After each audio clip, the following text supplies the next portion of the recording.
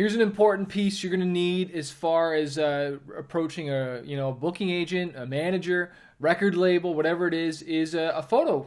You need a press photo. You need to get to do a press shoot, a live photo shoot if you can, especially for hitting up a booking agent. If you can show some live shots of you rocking the crowd, and that's great content and great stuff to have when you're kind of cold emailing these people and saying, hey, I want to work with you. Here's some shots of this festival we just played at. If you got some really good high quality shots, sometimes there's photographers already at these events. Maybe you want to have a friend come and take some photos. I was really blessed that I happened to marry a girl, and I dated a girl that was a photographer, and so we had tons and tons of photos. And I'll just be honest with you, sometimes in the early days when we were trying to reach out to sponsors and stuff like that, we would take shots, and sometimes the crowd was just not that big, and my wife was able to kind of manipulate the photos a little bit to kind of show that there was more people in there, and she had some kind of techniques on doing that and whatnot, so it just looked like it was a bigger crowd. Because sometimes you go on before the crowd's there, and it's like, yeah, you performed at this event and there was tons of people there, but they just weren't there at your show yet.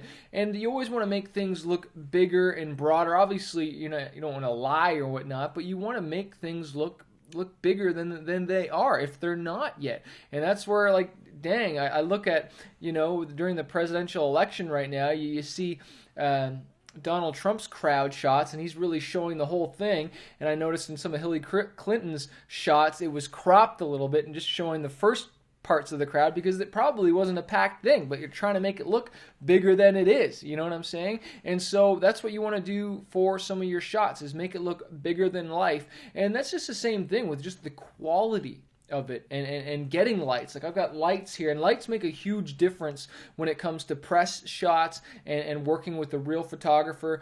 I think it's something that's worth investing in, getting some really good press shots and making sure that you look good and you got your stylistically and you look comfortable, and working with a photographer that knows how to bring that out in you. Because I've seen some times when we work with a photographer and it's like, dude, those are the shots like you got taken, like you look dorky and it's just not the right angle and it's just not a cool spot. And don't do this classic just like against a wall or on the train tracks or behind in front of a graffiti wall. You know what I mean? Get more creative and just really showcase you and your music and what it's gonna like.